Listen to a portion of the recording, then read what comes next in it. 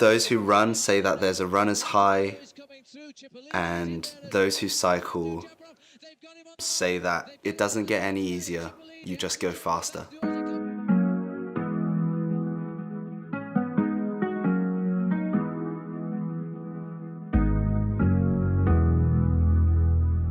This is our studio.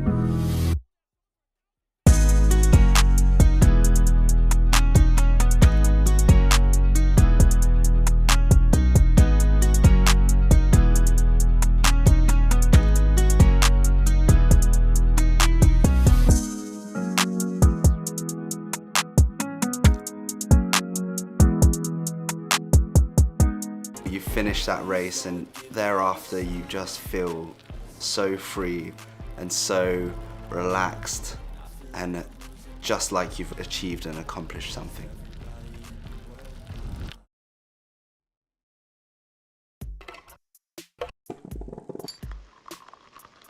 I'm a kid from the UK. I grew up as a skateboarder, growing up in the city of London. I found a way to get to the skate park faster, and that was my first bike. It was a piece of trash. It would slash my commute time by more than half. I found a group of other cyclists who were going through in and around Regent's Park in central London. We were riding fixed gear bikes. We got connected and started doing small little races in and around the city, which was pretty fun, pretty dope, pretty on the edge.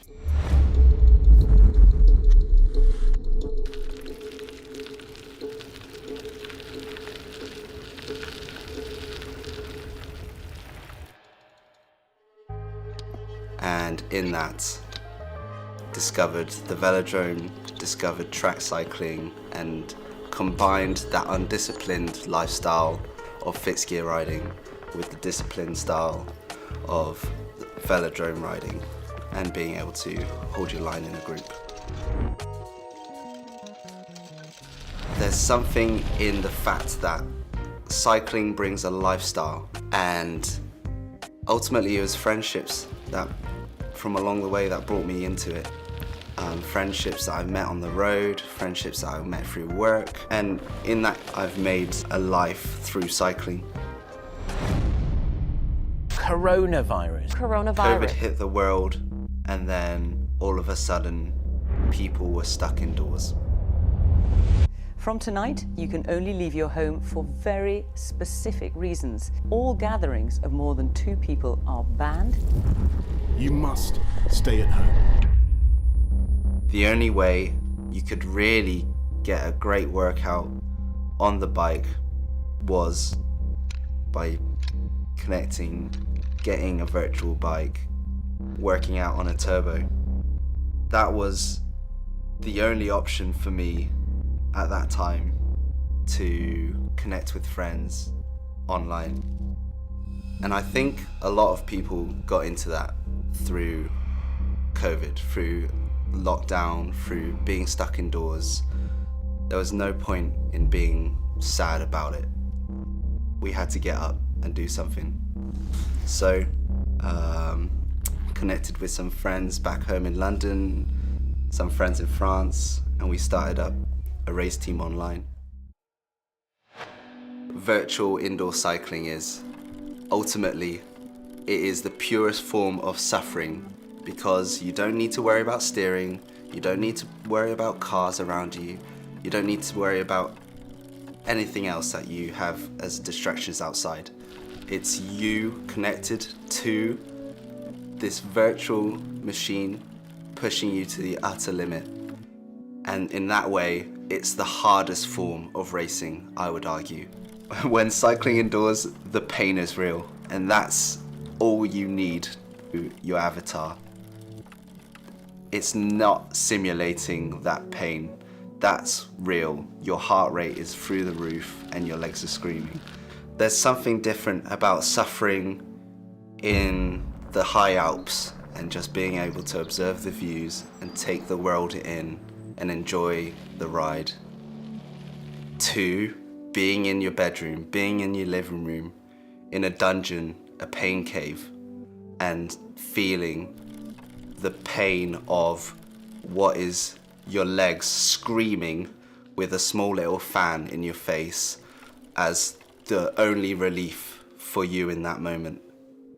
That can make it feel even less rewarding in some ways, but cycling, it's a weird domain of sportsmanship. The general consensus with cycling is that you are committed to the roads, and before lockdown, before the explosion of virtual online cycling, there wasn't much of a presence in acceptance of virtual cycling and esports. Yet now the world has been accelerated into moving indoors and accepting this domain of cycling, which is just a small cohort, a segment of cycling still, but one that's being gradually accepted at an exponential rate, I would say. So when people talk about esports, they think of it sometimes as an additional add or nice to have in a part of your cycling ecosystem. For others,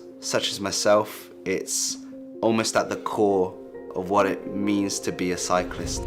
What motivates me is seeing others suffer and seeing virtual characters that I know are pushing it to the absolute limits, suffering so much. When I'm on the wheel of someone, whether it's in real life or virtually, I know that it's hurting them just as much as it's hurting me. So that motivates me to want to take them over and take the win. If I've had a tough day, a tough week, seriously, just getting on that saddle and connecting with myself helps so much. Suffering, even if it doesn't sound like fun at the time, can make you feel free in a secondary phase of time. Once that's over, once you can breathe out, once you can lay down, that's a good day done. Yeah, I don't think anyone gets into a sport to orientate themselves in pain.